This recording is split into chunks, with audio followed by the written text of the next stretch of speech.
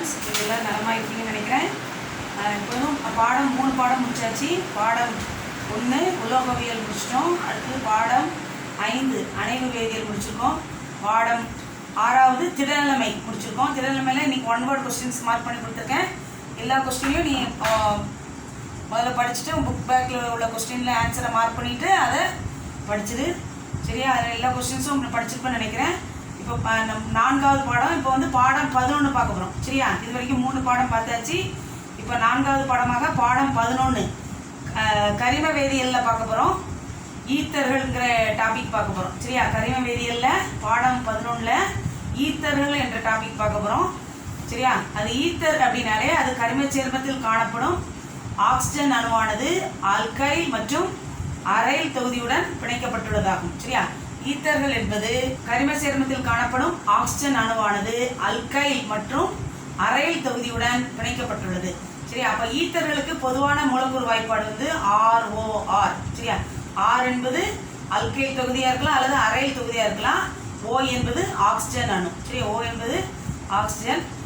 Oxygen வந்து 2 alkyl அல்லது aryl தொகுதியுடன் பிணைக்கப்பட்டுள்ளது. சரியா? அப்ப ஈத்தர்களோட பொதுவான வாய்ப்பாடு வந்து மூலக்கூறு வாய்ப்பாடு வந்து ROR. R என்பது அல்கைல் அல்லது அரைல் தொகுதி. O என்பது ஒரு அணுவாகும். சரி, ஆக்சிஜன் அணு. சரி, அடுத்து நெக்ஸ்ட் இப்போ நான் ஈத்தர் தயாரிக்கும் முறை பார்க்க போகிறோம். 413 வெப்பநிலையில் 413 கெல்வின் வெப்பநிலையில் எத்தனால் அடர் சல்ஃபியூரிக் அமிலம், அடல் கந்தக அமிலம். சரி, அடர் கந்தக அமிலம்னா H2SO4. அடர் கந்தக நிலையில் வினைப்படும் போது நீர் நீக்கம் நடைபெற்று டைஎத்தில் ஈத்தர் கிடைக்கிறது. சரியா? அப்போ எத்தனால் 2 மூலக்கூறு எத்தில் ஆல்கஹால்னு சொல்லலாம், இல்லைன்னா எத்தனால். சரியா? அப்போ பொதுவான பெயர் வந்து எத்தில் ஆல்கஹால், IUPAC பெயர் வந்து எத்தனால். சரி, அப்போ எத்தில் ஆல்கஹால் அல்லது எத்தனால 413 கெல்வின் வெப்பநிலையில் அடர் கந்தக அமில முன்னிலையில் வெப்பப்படுத்தும் போது நமக்கு என்ன கிடைக்கும்? டைஎத்தில் ஈத்தர் என்ற ஈத்தர் கிடைக்கிறது. சரி, அப்போ முதல் ஈத்தர் தயாரிக்கும் முறையில் நம்ம எத்தனால் வச்சு அதை அடர் கந்தக அமிலத்துடன் சேர்த்து 413 கெல்வின் வெப்பநிலையில் வெப்பப்படுத்தும் போது நமக்கு என்ன கிடைக்கும்?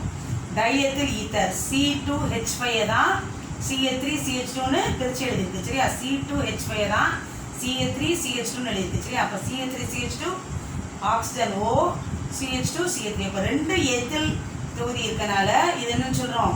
டைஎத்தில் ஈத்தர் என்று அழைக்கப்படுகிறது. சரி, அடுத்து ஈத்தர் தயாரிக்கும் முறையில் 2வது முறை பார்த்தீங்கன்னா வில்லியம்சன் தொகுப்பு முறை. சரியா? ஈத்தர் தயாரிக்கும் முதல் முறை பார்த்துட்டோம். 2வது முறை வந்து வில்லியம்சன் தொகுப்பு முறை. ஆல்கைல் ஹாலைடை ஆல்கஹால் கலந்த சோடியம் ஆல்காக்சைடுடன் வினைப்படுத்தும் போது ஈத்தர் உருவாகுது. சரி, அப்போ இது வந்து என்னது? Sodium alkoxide. Sodium alkoxide. சரியா? அதை வந்து அல்கைல் ஹாலைடு. அல்கைல் ஹாலைடில் ஹாலைட் எதெல்லாம்? குளோரின், ஃப்ளூரின், புரோமின், அயோடின் எல்லாம் என்னது? ஹாலைட் தனிமங்கள். சரியா? அப்போ அல்கைல் ஹாலைடை சோடியம் மீத்தாக்சைடு, சோடியம் ஆல்காக்சைடுடன் சேர்த்து வெப்பப்படுத்தும் போது நமக்கு இந்த சோடியம் புரோமைடு வெளியேற்றப்படுது. NaBr. சோடியம் புரோமைடு வெளியேற்றப்பட்டு நமக்கு கிடைக்கிறது வந்து எத்தில் மெத்தில் ஈத்தர். சரியா? Ethyl methyl ether. சரி, அப்போ இதில் வந்து சோடியம் புரோமைடு வெளியேறுகிறது. சரியா? இதுக்கு வினைவழி வழிமுறை வந்து SN2 வினைவழி முறைக்கு உட்படுகிறது. SN2 வினைவழி முறையினாலே பொதுவாக இது வந்து ஓரிணைய அல்கைல் ஹாலைடில் தான் நிகழும். பொதுவாக SN2 வினைவழி முறை ஒரு படியில் நிகழும் வினை. அடுத்தது வந்து பொதுவாக ஓரிணைய அல்கைல் ஹாலைடில் தான் இந்த SN2 வினைவழி முறை நிகழ்கிறது. சரியா? அப்போ சோடியம் மீத்தாக்சைடை CH3CH2Br வந்து என்னது?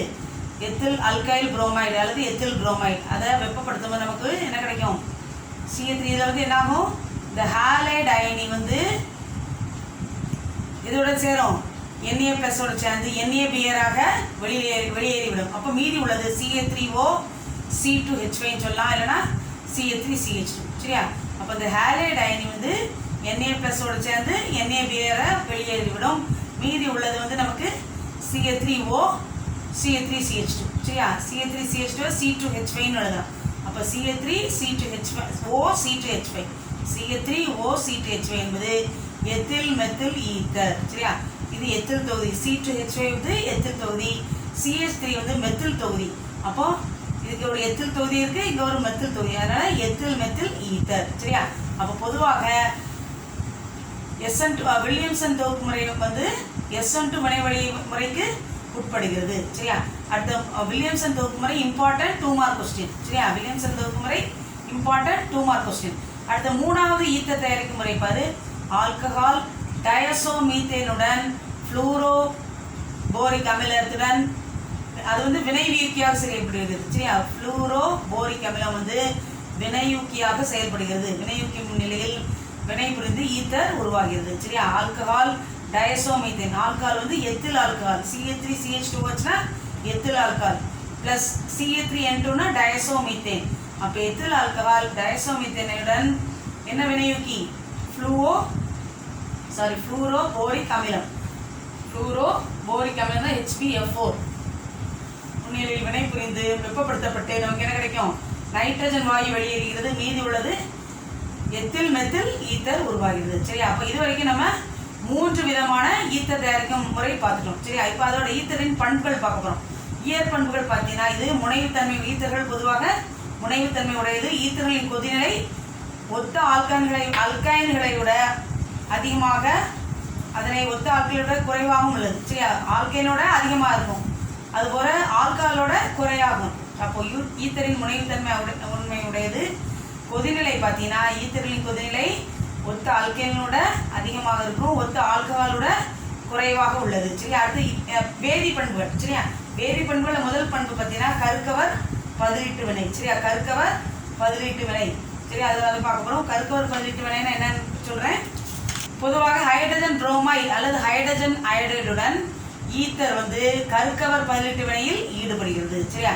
இப்போ கருக்கவர் பதிலீட்டு வினையில பொதுவாக ஒரு கருக்கவர் வந்து என்ன செய்யும்? பொதுவாக ஒரு அல்கைல் தொகுதி, அதாவது ஒற்றை அல்கைல் தொகுதி என்ன செய்யும்? ஈர்க்கும் தன்மையுடையது. சரி, அதனால HBr அல்லது ஹைட்ரஜன் அயோடைடு அல்லது ஹைட்ரஜன் புரோமைடை ஈத்தர் வந்து கருக்கவர் பதிலீட்டு வினையில் ஈடுபடும் ஹைட்ரஜன் அயனானது ஹைட்ரஜன் புரோமைடை விட அதிக வினையாற்றல் கொண்டது. சரி, அப்போ இதில் பாரு மீத்தாக்சி ஈத்தர்னா ethyl methyl ether hydrogen iodide வெப்பப்படுத்தும் போது நமக்கு என்ன கிடைக்கும்? இந்த அயோடின் வந்து நேராக எங்கே போய் சேரும்? CH3யோட சேரும். சரியா? கருக்கவர் பதிலீட்டு வினையில் இந்த ஹாலைடு அயனி வந்து எங்கே வந்து ஒரு அல்கைல் தொகுதியில் கார்பன் அணுவோட எண்ணிக்கை எங்கே குறைவாக காணப்படுகிறதோ அங்கே இந்த ஹாலைடு அயனி சேர்ந்து நமக்கு என்ன உருவாகிறது? CH3I. சரியா? CH3I உருவாகும். மீதி ஹைட்ரஜன் வந்து ஆக்சிஜனோட சேர்ந்து CH3CH2OH எத்தனாலாக கிடைக்கிறது.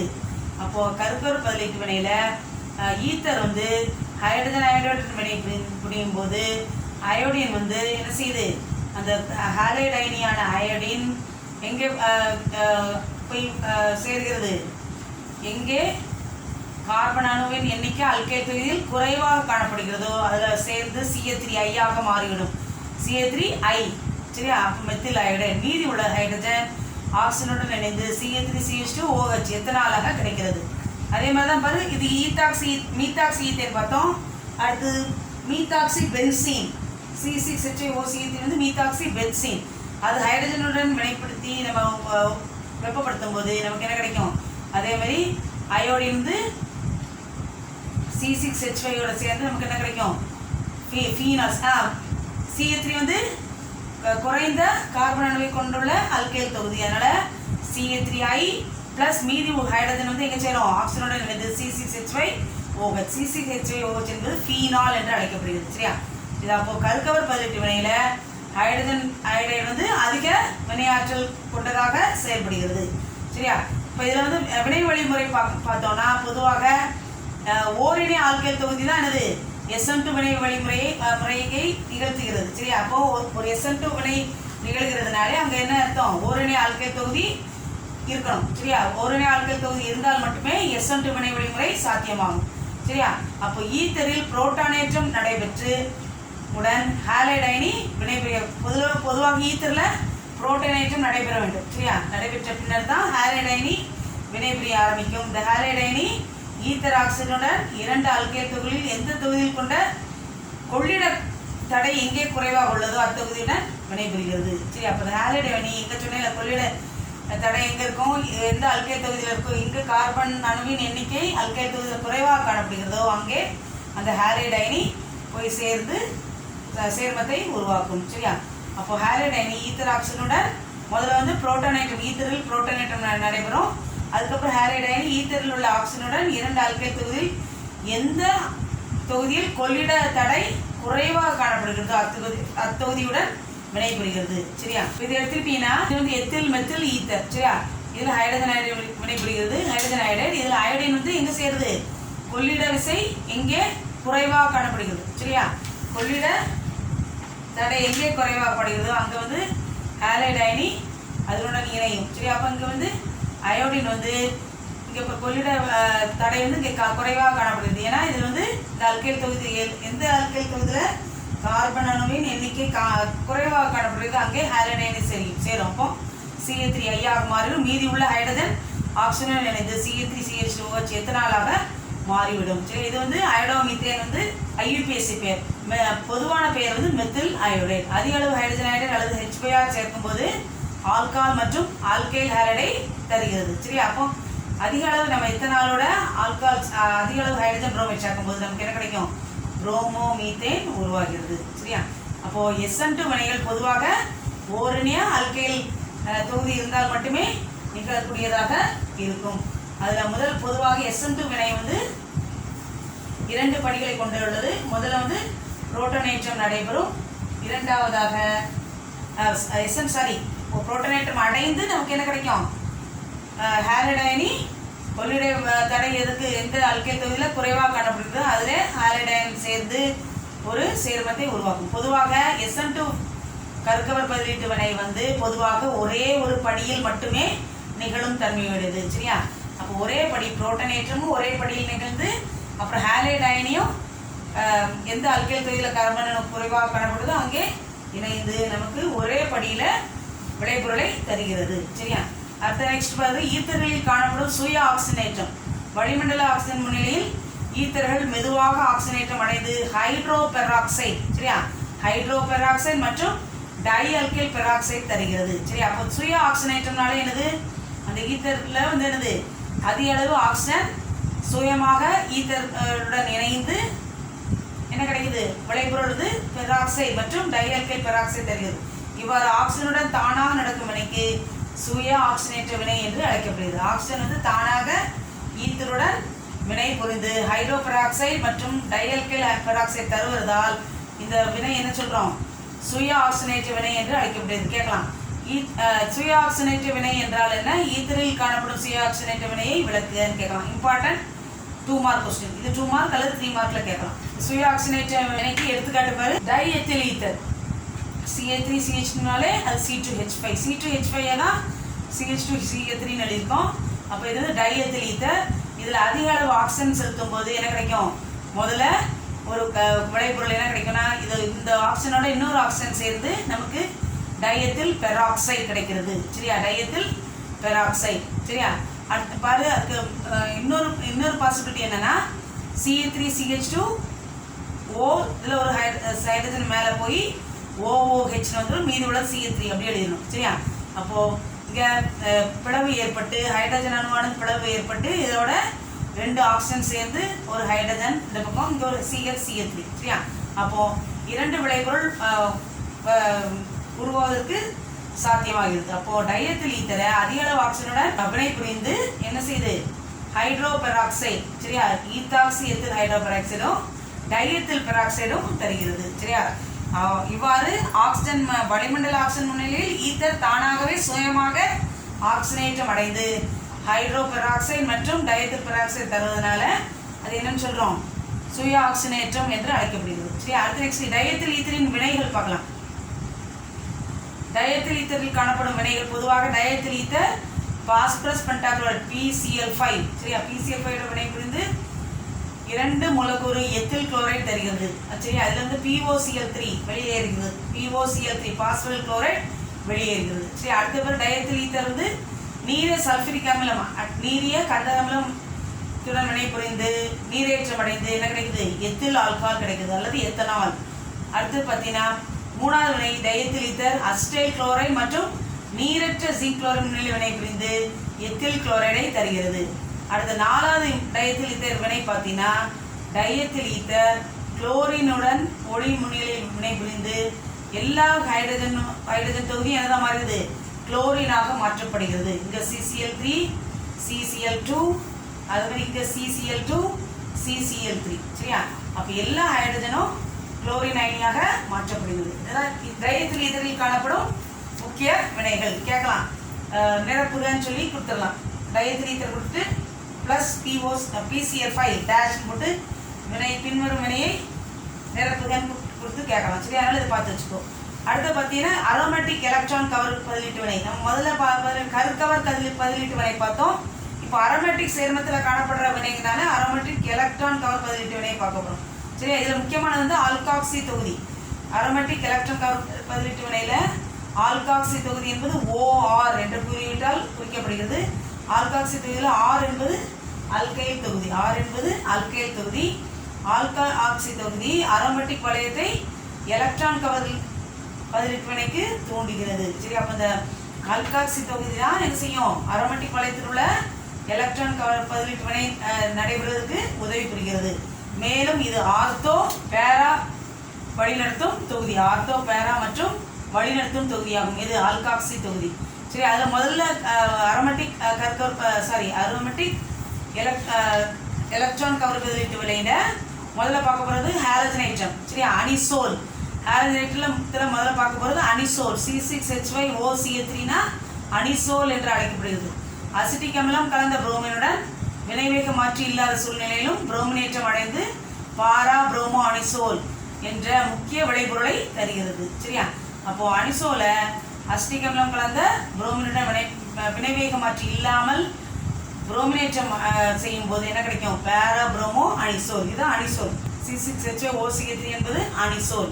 அதை புரோமினேற்றம் செய்யணும். எத்தனாயிக் அமிலம் முன்னில் புரோமினேற்றம் செய்யும்போது பாரா புரோம். இது வந்து ஆர்த்தோவில் புரோமின் இருந்ததுன்னா ஆர்த்தோ புரோமோ அனிசோல் சொல்லணும். மெட்டாவில் இருந்ததுன்னா மெட்டா புரோமோ அனிசோல். இது வந்து பேரா. ஆர்த்தோ மெட்டா பேரா 3 பொசிஷன் இருக்குது. சரியா? அப்போ இது வந்து புரோமின் எங்கே இருக்குது, ஆர்த்தோ மெட்டா பேராவில் இருக்கிறனால பேரா புரோமோ அனிசோல்.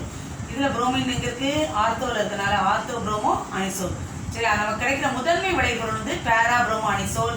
குறைந்த அளவு கிடைக்கிற விளைபொருள் வந்து ortho promo anisole.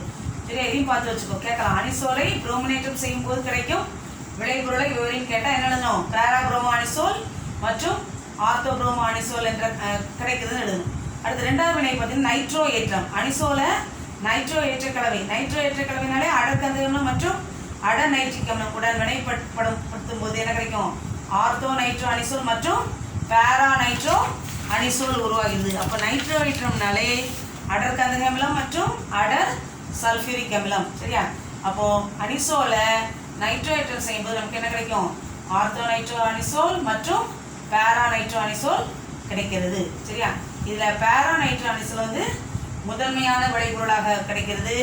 Ortho nitro anisole வந்து குறைந்த அளவு உள்ள விளைபொருளாக கிடைக்கிறது. சரியா? அடுத்த மூணாவது எலக்ட்ரான் கவர் பதிலீட்டு வினை பார்த்தீங்கன்னா அரோமேட்டிக் எலக்ட்ரான் பதிலீட்டு வினை பார்த்தீங்கன்னா ஃப்ரீடல் கிராஃப்ட் வினை. Very important 2 mark question. Friedel Crafts தான் ஒரு முக்கியமான பெயர் வினை ஆகும். சரியா? அப்போ ஃப்ரீடல் கிராஃப்ட் வினையினாலே நீரற்ற AlCl3 அலுமினியம் குளோரைடு, நீரற்ற அலுமினியம் குளோரைடு முன்னிலையில் அனிசோலானது ஃப்ரீடல் கிராஃப்ட் வினைக்கு உட்படுகிறது. சரியா? ஃப்ரீடல் கிராஃப்ட் வினையினாலே நீரற்ற அலுமினியம் குளோரைடு முன்னிலையில் அனிசோல். அனிசோலுக்கு மூலக்கூறு வாய்ப்பாடு என்னது, C6H5OCl3. சரியா? அனிசோல் ஃப்ரீடல் கிராஃப்ட் வினைக்கு உட்படுகிறது. அப்போ இது அனிசோல். அனிசோலை மெத்தில் குளோரைடு மற்றும் நீரற்ற அலுமினியம் குளோரைடு முன்னிலையில் வெப்பப்படுத்தும் போது நமக்கு என்ன கிடைக்கும், குறைந்த அளவு 2-மீத்தாக்சிடோல்வீன். முதன்மை விளைபொருள் அதிக அளவில் கிடைக்கிறது 4-மீத்தாக்சிடோல்வீன். சரியா? நமக்கு முதன்மை விளைபொருள் வந்து ஃப்ரீடல் கிராஃப்ட் வினையில் கிடைக்கிற முதன்மை விளைபொருள் வந்து 4-மீத்தாக்சிடோல்வீன். சரியா? அப்போ டொல்வீனை மீத்தேல் குளோரைடு மற்றும் நீரற்ற அலுமினியம் குளோரைடு முன்னிலையில் வெப்பப்படுத்தும் போது என்ன கிடைக்கும், 2-மீத்தாக்சிடோல்வீன். அடுத்தது 4-மீத்தாக்சிடோல்வீன். சரியா? ஃப்ரீடல் கிராஃப்ட் வினை வந்து இம்பார்ட்டன்ட் 2 மார்க் கொஸ்டின், இம்பார்ட்டன்ட் பெயர் வினையாகும். இப்போ அடுத்தது பார்க்க போகிறது ஈத்தரின் பயன்கள். இப்போ டைஎத்தில் ஈத்தர் வந்து அறுவை சிகிச்சையில் மயக்க மருந்தாக பயன்படுத்தப்படுகிறது. ஒரு குளிரூட்டியாகவும் பயன்படுத்தப்படுகிறது. டீசல் மற்றும் பெட்ரோல் இன்ஜின்களில் ஆவியாகவும் தொடக்க திரவமாகவும் டைஎத்தில் ஈத்தர் பயன்படுகிறது. சரியா? ஸோ அனிசோலின் பயன்கள் பார்த்தீங்கன்னா வாசனை திரவியங்கள், அனிசோல் பார்த்தீங்கன்னா வாசனை திரவியங்கள் மற்றும் பூச்சிக்கொல்லின் பெரோமெனஸ் தொகுப்புக்கான முன்னோடியாகும், மருந்து ஊடகமாகவும் பயன்படுத்தப்படுகிறது. சரியா? இந்த ஈத்தரின் பயன்கள்லாம் சும்மா வாசி விட்டுக்கோ. சப்போஸ் ஒன் வேர்டில் கேட்டால் எழுதிடணும். அறுவை சிகிச்சையில் மயக்க மருந்துன்னு கேட்டால் என்ன எழுதணும்? டைஎத்தில் ஈத்தர். ஈத்தரில் ஈத்தர் குளிரூட்டியாக பயன்படுத்தப்படுகிறது அப்படின்னு கேட்டால் என்ன எழுதணும்? டைஎத்தில் ஈத்தர். சரியா? அது மாதிரி டீசல் மற்றும் பெட்ரோல் இதில் ஆவியாகும் தொடக்க திரவம் வந்து டைஎத்தில் ஈத்தர். சரி, அதெல்லாம் ஒன் வேர்டில் கேட்டால் தெரிஞ்சுக்கணும். அதனால் ஈத்தின் பயன்கள் வாசித்து விட்டுக்கோ. ஒன் வேர்டில் கேட்டால் எழுத தெரியணும். அடுத்து நெக்ஸ்ட் பார்க்க போகிறோம். இப்போ முக்கியமானது வினைச்சொயல் தொகுதியின் அமைப்பு. நமக்கு பொதுவாக அந்த ஈத்தருக்கு பொதுவான தொகுதி வந்து என்னது? மூலக்கூறு வாய்ப்பாடு ROR. ஆர் என்று அல்கைல் அல்லது அரைல் தொகுதியாக இருக்கலாம். அப்போ 2 ஆக்சிஜன் அணுவுடன் 2 அல்கைல் அல்லது அரைல் தொகுதி பிழைக்கப்பட்டுள்ளதான் என்னது? ஈத்தரின் மூலக்கூறு வாய்ப்பாடாகும். சரியா? இப்போ அதை பற்றி அந்த மூலக்கூறு வாய்ப்பாட்டை பற்றி பார்க்க போகிறோம். வினைச்செயல் தொகுதியின் அமைப்பு. ஈத்தரில் உள்ள 2 ஆல்கைல் தொகுதிகளுக்கு இடையில் அமையும் ஆக்சிஜன் அணு ஆல்கஹாலில் உள்ள OH தொகுதியை ஒத்துள்ளது. சரி, அப்போ 2 ஆல்கைல் தொகுதிகளுக்கு இடையே அமையும் ஆக்சிஜன். சரி, 2 ஆல்கைல் தொகுதி. இதெல்லாம் CH3, இதில் CH3 இல்லைன்னா CH2H5 இருக்கலாம். சரியா? 2 ஆல்கைல் தொகுதிகளுக்கு இடையே காணப்படும் ஆக்சிஜன் அணு ஆல்கஹாலில் உள்ள OH தொகுதியை ஒத்துள்ளது. பொதுவாக ஆக்சிஜன் வந்து sp3 இனக்கலப்பு ஆர்பிட்டால். பொதுவாக ஆக்சிஜனின் sp3 இனக்கலப்பு ஆர்பிட்டால் வந்து 2 ஆல்கைல் தொகுதி கார்பனின் sp3 இனக்கலப்பு ஆர்பிட்டாலுடன் நேர்கோட்டில் மேற்பொருந்தி 2 சிக்மா பிணைப்பை உருவாக்குகிறது. சரியா? அப்போ பொதுவாக ஆக்சிஜனின் இந்த வரைபடத்தை பார்த்தா தெரியும். ஆக்சிஜனில் காணப்படும் sp3 இனக்கலப்பு ஆர்பிட்டால் வந்து 2 ஆல்கைல் தொகுதியில் காணப்படும் sp3 ஆர்பிட்டாலுடன் நேர் கோட்டில் மேற்பொருந்தி என்ன செய்யும்? சிக்மா பிணைப்பை உருவாக்குகிறது. சரியா? அடுத்து பார்த்தீங்கன்னா 2 சிக்மா பிணைப்பை உருவாக்குகிறது. அதே மாதிரி COC அப்படின்னா என்னது?